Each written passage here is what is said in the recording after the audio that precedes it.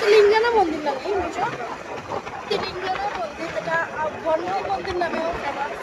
এই মন্দির দেখার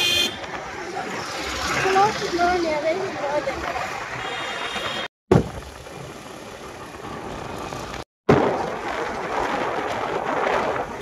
কি সুন্দর, দেখো দূর দিকে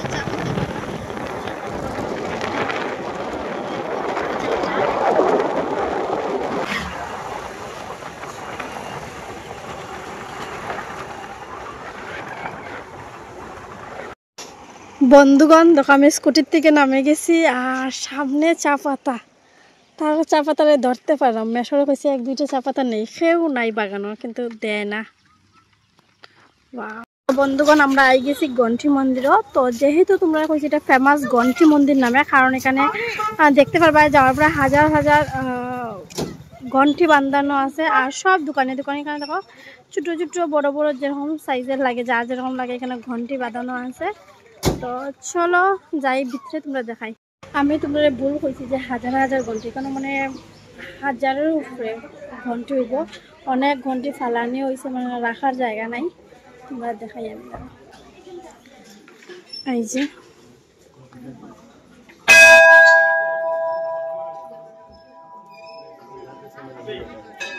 কারণ সবে লাইন দিয়ে পূজা দেওয়া চলে। আর এখানে যে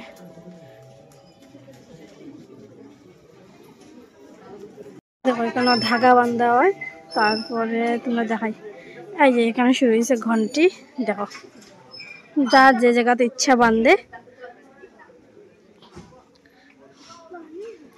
দেখো কিরকম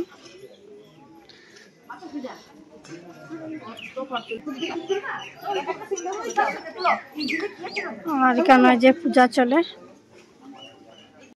এই দেখো কিরকম ঘন্টি বান্ধানি, চারিদিকে মন্দিরের ঘন্টি বান্ধানি। আর তোমরা একটা জিনিস দেখাইতে চাই, দেখো ওই যে এখানে দেখতে পাবে কত শস্য ঘন্টি ফালানি আছে। এদিকে অনেক দিকে আছে এরকম ঘন্টি ফালানি, জায়গা নাই রাখার। কত বড় বড় ঘন্টি দেখো কত। এই দেখো এই ঘন্টিটা কত বড়। এদিকে দেখো কত বছরের পুরানা, খালা খালা হয়ে গেছে। তো সবাই এটার মধ্যে মানুষ করে, আর যার যে সময় ইয়ে হয়ে যায়, কামনা পূর্ণ হয়ে যায়, তো তারা এক ঘন্টিটা খুলিয়া দেয়।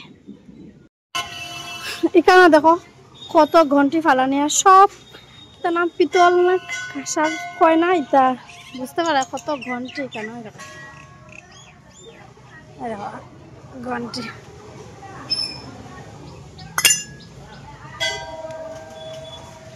বড় বড় ঘন্টিগুলো এখানে রাখছে। দেখো দেখো বড় ঘন্টি।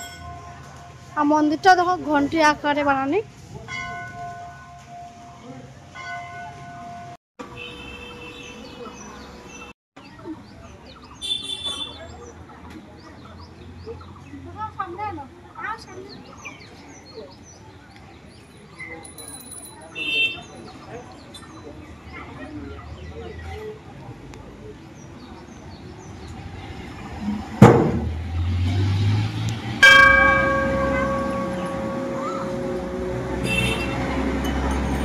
বন্ধুগণ বৃষ্টি আই গেছে এখন। আর তোমরা তো দেখাইছে এখানে কিরকম ভাবে ঘন্টি বান্ধানি, তারপরে ঘন্টি কিরকম ভাবে রাখা আছে, মানে অত ঘন্টি। তো এটা মানে ঘন্টি মন্দির নামেই ফেমাস, কারণ সবাই ঘন্টি বাঁধে। যার যার মনোকামনা পূর্ণ হয়ে যায় এক ঘন্টি খুলে আর কি। তো এখন আমরা মোটামুটি ঘরে যাইতাম গিয়া, কিন্তু বৃষ্টি আই গেছে। আমার চা পাতা লইতে দেয় না, ভাল লাগে না। কয়েকটা আমি লইছি, তোমার মেশো চা পাতা লইতে দেয় না, ভাল লাগে না।